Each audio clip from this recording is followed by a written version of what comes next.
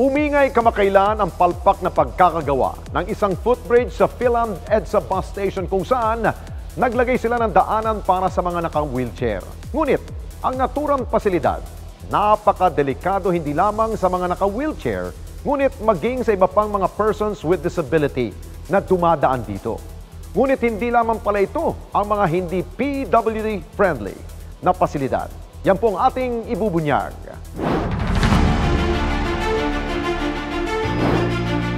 Kamakailan nag-viral dahil sa mga natanggap na hate posts at comments sa social media ang binuksang rampa sa EDSA Bus Carousel Philam Station. Paano ba naman ang rampang nakalaan para sa mga persons with disabilities o PWD napakatarik at sadyang napakadelikado? May isang nagsabi na hindi man lang inisip kung maayos ba ang pagkakagawa ng rampa. Panigurado rin umano na malaki ang nagasto sa nasabing proyekto. Isa naman ang nagsabi na sayang ang pera na ipinagawa rito. Habang isa naman ang nagkomento ng gobyernong walang malasakit at kickback lamang ang inaatubag ng mga nakaupo. Ang ibang netizens, ginawang katatawanan na nasabing rampa at gumawa pa ng iba't ibang mga memes. Tulad ng isang taong ito na ginawang slide ng isang swimming pool ang matarik na rampa. Isa naman ang nagsabi na maganda palang mag-uphill repeats training sa rampa na ito. Habang ang isa naman ay nagkomento na perfect ito para sa cycling training. Sinadya ng Responde team ang nasabing lugar kung saan makikita ang viral na PWD ramp. Bagamat may mga elevator sa magkabilang dulo paakyat sa footbridge, may rampa naman patungo sa gitnang elevator pababa sa bus carousel. At kitang-kita natin na delikado nga ang pagkakagawa rito. At nang subukan naming lumakad, medyo madulas pero mas mahirap pag-akyat dito. Bagay na mas lalong nagpapahirap pa sa mga taong may kapansanan, lalo na ang mga gumagamit ng wheelchair. At sa gitna ng aming coverage, dumating ang mga kinatawan ng National Council on Disability Affairs at Life Haven Centers for Independent Living, kasama ang Department of Public Works and Highways at Department of Transportation upang magsagawa ng audit sa kontrobersyal na rampa.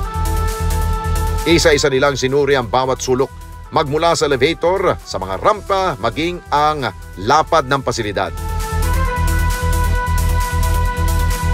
May ginamit din silang measuring device na magpapakita kung ang mga wheelchair ramp ba ay naayon sa tamang taas, kung saan makakaakyat ng madali at ligtas ang lahat. Maya-maya pa ang kinatawan ng Life Haven Center na si Nelson. Bumaba sa rampa sa tulong na rin ng isang pulis. Patalikod silang bumaba sa rampa, dahan-dahan. Maingat ang bawat hakbang. Kitang-kitang hirap sa paglalakad ng pulis dahil hindi niya nakikita ang kanyang likod. Lalo na po pag maulan, madulas siya pag naano ng tubig.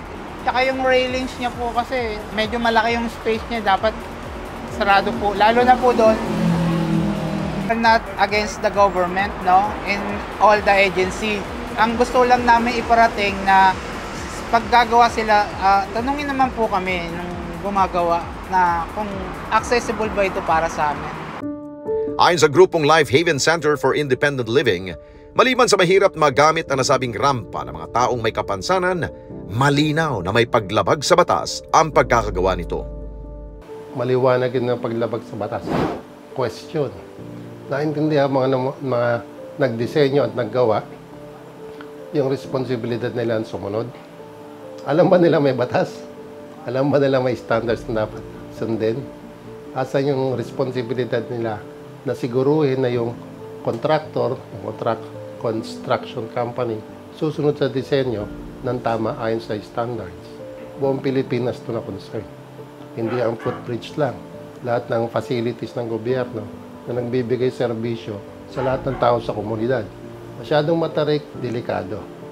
Kung yun ay accessibility feature na accessibility ramp, hindi siya makukonsiderang tama. Yung lapad niya, sige, pagbigyan natin. 1.2 meters yung sukat. Acceptable. Pero yung landing, kulang. Maikli. Yung hindi makakaikot yung naka-wheelchair. Kung paakyat ka, kailangan pa ng tutulak sa likod. Delikado. Kung pababa, pwedeng masubsob yung wheelchair user. Nakaharap sa taas pero paatras ang baba, baka matapilok, madulas. May mangyari doon sa nagtutulak, dalawa pa apektado. Kahit sa ibang sektor, kababaihan, bata, katandaan o older persons, delikado rin yung mga yon. Mahalaga rin umano na hingin sana ang opinyon ng kanilang sektor bago magpagawa ng mga pasilidad, mapapribado man o sa gobyerno. So bago sana in-implement yung plano, may consultation na may ganitong plano, may ganitong limitasyon, paano natin i-address para yung itatayo, pasok dun sa standards, wala tayong violation ng batas. Consultation, multi-stakeholders, including persons with disabilities. Pero meron technical know-how din kami para technical na magsukat. Ano ba ang tamang sukat? Ano ba yung sukat ng existing? At magbibigay ng recommendation. Muli rin natin nakausap si Nelson, isa sa mga nag-inspeksyon sa bus carousel ramp sa EDSA. At ayon sa kanya, trabaho talaga nila na i-audit ang mga pasilidad na may kaugnayan sa kanilang sektor. Unang ginagawa namin is, siyempre nakikipag, kami dun sa establishment kung bakit ganon. Linagay nila yung ganong ramp or ano. Kasi mostly akala kasi nila na kami lang wheelchair user ang apektado sa mga ganon. Siyempre, meron din tayong mga kapatid na blind, may mga naka-crutches. Siyempre, kailangan din nilang gamitin yun. So, apektado rin sila. So, ang ginagawa namin, report namin to sa Life Haven. Tinitignan namin kung pwedeng mag-audit yung team namin dun sa establishment. So, nagpapaalam kami. May sukatan po kasi yan is 1:2, yung gradient niya, kailangan lower than 1 inch yung kanyang taas. Yung kayang makaahon ng wheelchair na kaya mag-isa. So, yun yung dapat. Mostly kasi, mas tumataas pa doon or mas higit pa doon sa actual height niya yung gradient ng ramp, yung mga ramp na ginagawa nila. So, nahihirapan kami. Ayon pa sa kanila, marami pang pasilidad ang hindi akma para sa mga taong may kapansanan. Eskwelahan, health centers, hospitals, mga gym, recreational facilities, mga parke, palengke. Paano kayo maghahanap ng mas murang tinda kung hindi accessible yung talipapa? At pwedeng gawin niyon. Kailangan lang ng determinasyon ng mga tagapagpatupad ng batas. Marami mga establishment na talagang hindi accessible. Sa mga restaurant, di ba? Ang lalaki ng kanilang yung pinaka-threshold nila, hindi makapasok ang ano, kundi bubuhatin yung mga naka-wheelchair. Ito, calamity. Isa pa rin yan sa inaano namin. Kasi more or less kami vulnerable sa mga ganyan. And then yung pagdadalhan, di ba, yung rescue center o evacuation center na dadalhin sila doon. Paano yung ano doon, yung CR doon? Mostly walang CR para sa person with disability. Paano magsi-CR yung katulad namin na kami mag-a-adjust? Dapat hindi. Meron dapat nakalaan din sa amin na na hindi kami agabyado at hindi naabuso. Ayon naman sa kinatawan ng National Council on Disability Affairs o NCDA, mahalaga na nasusunod ang panuntunan sa pagsasagawa ng mga proyekto para sa mga persons with disability.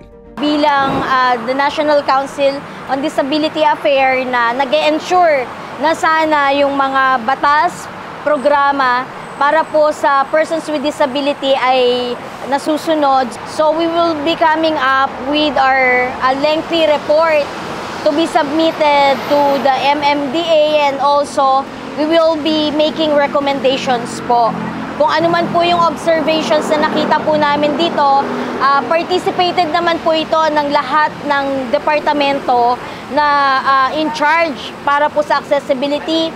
Nandyan po ang DPWH, nandyan po ang DOTR, ang NCDA, tsaka po ang atin pong mga kapatid na mga may kapansanan. So nandito po. So it's a whole of the nation approach para po ma-resolve po natin yung mga issues and concerns dito.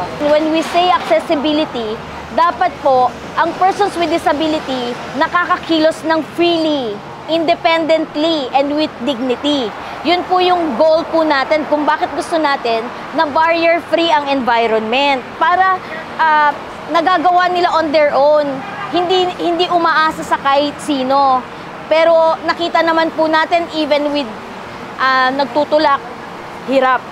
Dapat din umano makipag-ugnayan sa kanilang ahensya kung may mga pasilidad na itatayo. Ideally, they should be coordinating with us. So, sabi nga natin sa sektor, nothing is for us without us. So, from the start pa lang sana sa pagpaplano hanggang sa magawa, i-consider na approved ba sa sektor yung mga dimensions, yung design.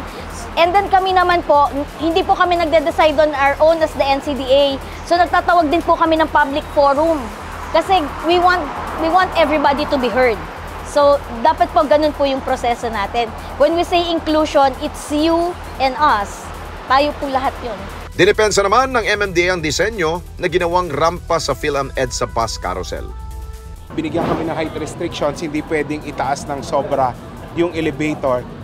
Naghanap po kami ng solusyon para maalaw na mas mataas pa. In fact, instead na yung usual elevator na meron pang room para doon sa makina, ito po yung tinatawag nating roomless na elevator na maliit lang po yung pinaglalagyan ng makina para nga po maitaas pa natin. 5 po yan na nilagyan namin ng ganyan na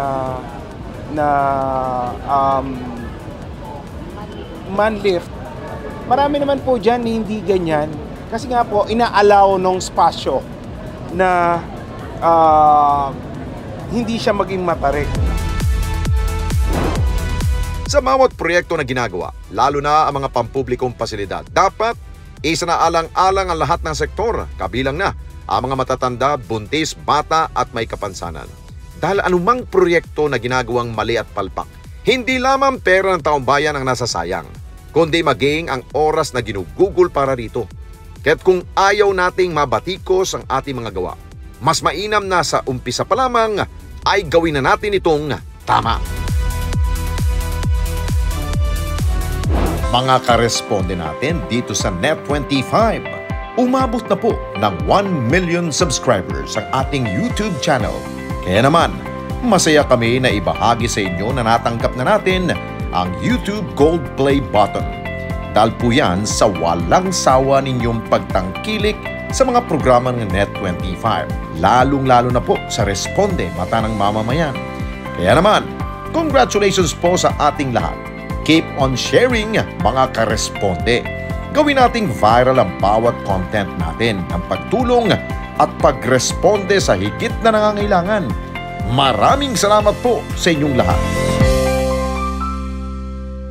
Mga kababayan, salamat po sa inyong pong pagsubaybay sa Responde Mata ng Mamamayan. Para mapanood pa ang iba pa naming pagresponde sa ating mga kababayan, i-click lamang ang subscribe button at i-follow lamang ang Net25 social media pages at Net25 TV.